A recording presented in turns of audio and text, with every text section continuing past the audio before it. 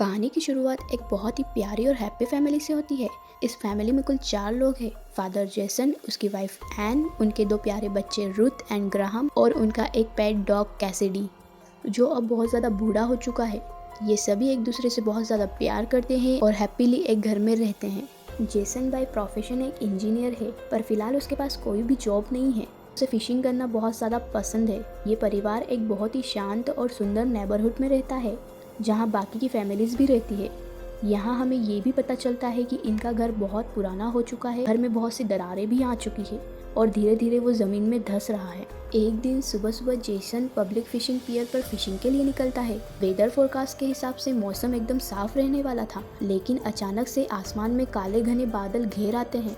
Jason बिना कोई risk लिए तुरंत घर की तरफ निकल पड़ता है। घर लौटते वक्त वो एक नेबर को भी देखता है जो जॉगिंग कर रही थी, और जैसे ही जेसन घर के अंदर कदम रखता है, बाहर तूफानी बारिश शुरू हो जाती है और नेटवर्क भी मिलना बंद हो जाता है। कुछ देर बाद बच्चे क्रिसमस ट्री लाने के लिए जिद करते हैं, क्योंकि क्रिसमस बस कुछ ही दिनों में आने ही वाला था। पूरी फैमिली मार्केट जाने के लिए रेडी होती है। लेकिन दोस्तों, कहानी में असली ट्विस्ट यहीं से शुरू होता है। जैसे ही जेसन मेन डोर खोलने की कोशिश करता है, दरवाजा 1 इंच भी नहीं हिलता। जेसन, एन और बच्चे अलग अलग खिड़कियां और बैक डोर्स को खोलने की कोशिश करते हैं, लेकिन कोई भी दरवाजा या खिड़की खुलने का नाम नहीं लेती। पहले तो जेसन और एन को लगता है कि इनके साथ कोई मजाक कर रहा है या फिर दरवाजा जाम हो चुका है। लेकिन जब बात आगे बढ़ती है तो जेसन एक भारी चीज उठाकर विंडो का ग्लास तोड़ने की कोशिश करता है। लेकिन शौक की बात तो ये थी कि इतना जोर जोर से ग्लास पर मारने पर भी सिर्फ स्क्रैच आते हैं, ग्लास बिल्कुल भी नहीं टूटता। लेकिन असली ट्विस्ट तब आता है जब जेसन खिड़की से बाहर देखता है। सामने नेबर्स भी हेल्प के लिए चिल्ला रहे थे। आवाज बाहर न जाने पर जेसन और सामने वाले नेबर्स चौक और स्लेट पर लिखकर बात करते हैं। तब पता चलता है कि सभी अपने घरों में ट्रैप्ड हो चुके हैं। यानी ये आफत सिर्फ जेसन के परिवार पर नहीं, बल्कि पूरे नेबरहुड पर आई थी, और ऐसा लग रहा था जैसे पूरी दुनिया ही अपने घरों में हमेशा के लिए सील हो चुकी हो। तभी जेसन की नज़र उसी नेबर पर पड़ती है जो सुबह जॉगिंग पर गई थी। वो वापस आकर अपने घर में घुसने की कोशिश करती है, लेकिन वो बाहर से अंदर ही नहीं जा पाती। दरवाजा न खुलने पर वो मदद लाने के लिए बाहर जाती है। जैसे तैसे शाम होती है, माहौल और भी ज्यादा टेंस होने लगता है। तभी जेसन एन को एक गन दिखाता है जो उसने कुछ दिन पहले ही खरीदी थी। जेसन को पहले ही महसूस हो चुका था कि कोई बड़ी मुसीबत आने वाली है। एन पहले तो नाराज होती है, पर सिचुएशन को देखकर वो बात को समझ जाती है और खुद भी गन चलाना सीखने लगती है। रात को जेसन ड्रिलिंग मशीन से दरवाजे में होल करने की कोशिश करता है, पर बारिश का पानी उन सारे होल्स को फिर से कवर कर दे रहा था। ऐसा ही हाल दीवार और नीचे की जमीन का था।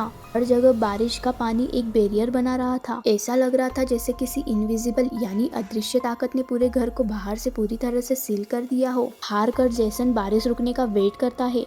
फिर अगली सुबह होती है, बारिश भी रुक चुकी थी। जेसन फिर से दरवाजा खोलने का ट्राई करता है, पर दरवाजा नहीं खुलता।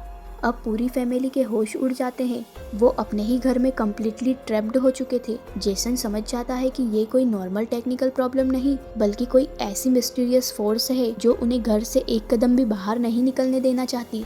ऐसे ही 4 दिन बीत चुके होते हैं। जेसन और एन समझ जाते हैं कि ये सब चीजें और भी ज्यादा लंबे समय तक चलने वाली है। जेसन घर में मौजूद सारा राशन देखता है, जो कि 3 महीने के लिए पर्याप्त था। एन कुछ रूल्स भी बनाती है ताकि घर में रहने की वजह से उनकी लाइफ पर ज़्यादा कोई इफेक्ट ना पड़े। बच्चों को खुश रखने के लिए ये बहुत सारे इंडोर एक्टिविटीज़ भी शुरू करते हैं। इसी बीच एन सब्जियों के बीज भी इकट्ठा करने लगती है और घर में ही प्लांटिंग शुरू करती है।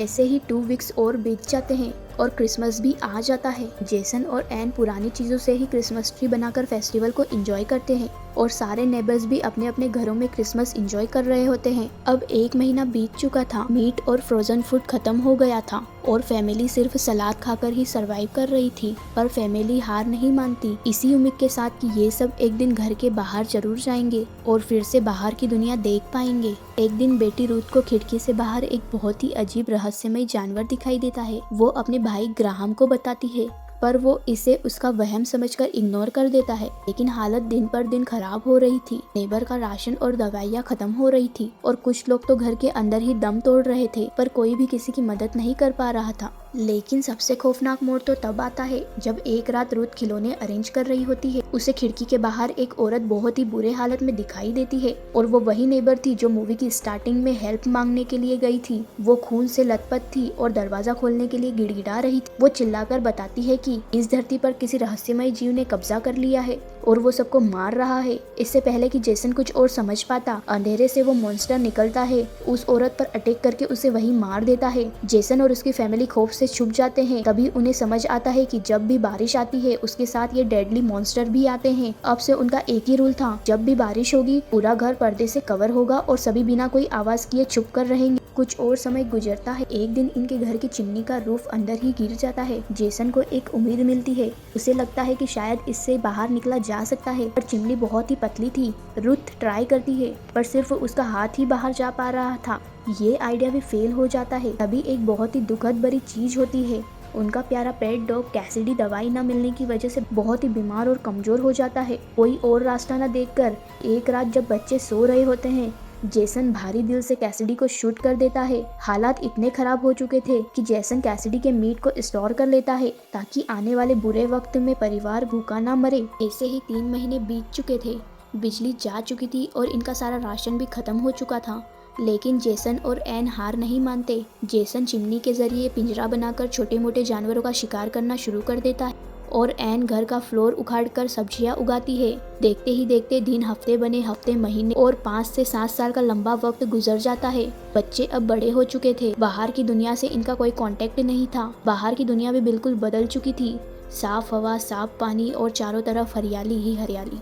फिर एक दिन वो मिस्टीरियस बैरियर अचानक से हट जाता है और एक खौफनाक ऑक्टोपस जैसा रहस्यमय जीव घर के अंदर घुस आता है। पूरी फैमिली छुप जाती है। मॉन्स्टर के बाहर जाते ही बैरियर फिर से लग जाता है। उनकी आजाद होने की आखिरी उम्मीद भी टूट जाती है।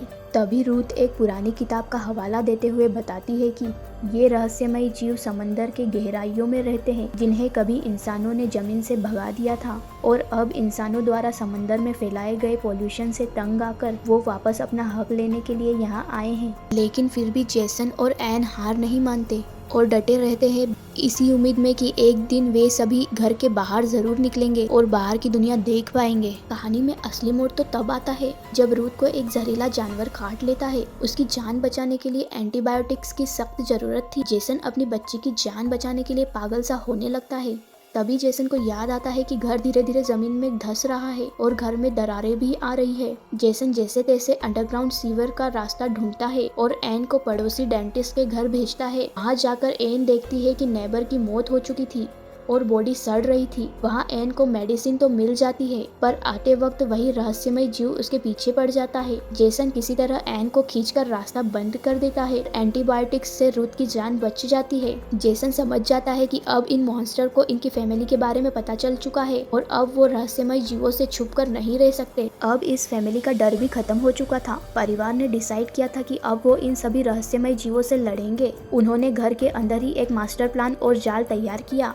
फिर से बारिश शुरू होती है और वो रहस्यमय जीव घर के अंदर इंटर करता है। उसके साथ समंदर का पानी भी घर के अंदर भरने लगता है। जेसन और उसका बेटा ग्राहम अपनी सूझबूझ से उस रहस्यमय जीव को एक मजबूत जाल में ट्रैप कर देते हैं, पर जब वो बाहर निकलने की कोशिश करते हैं तो दरवाजे पर फिर से वही बैरियर बन जाता है। जेसन गुस्से में आकर उस मॉन्स्टर को मारने ही वाला था, लेकिन रुथ उसे ऐसा करने से रोक लेती है। कहती है कि हमें इनकी जान नहीं लेनी और जैसे ही जेसन उसे छोड़ता है, एक मिरेकल होता है। घर का दरवाजा अपने आप खुल जाता है, पर घर के बाहर आते ही दूसरे रहस्यमय जीव उन पर अटैक करने लगते हैं।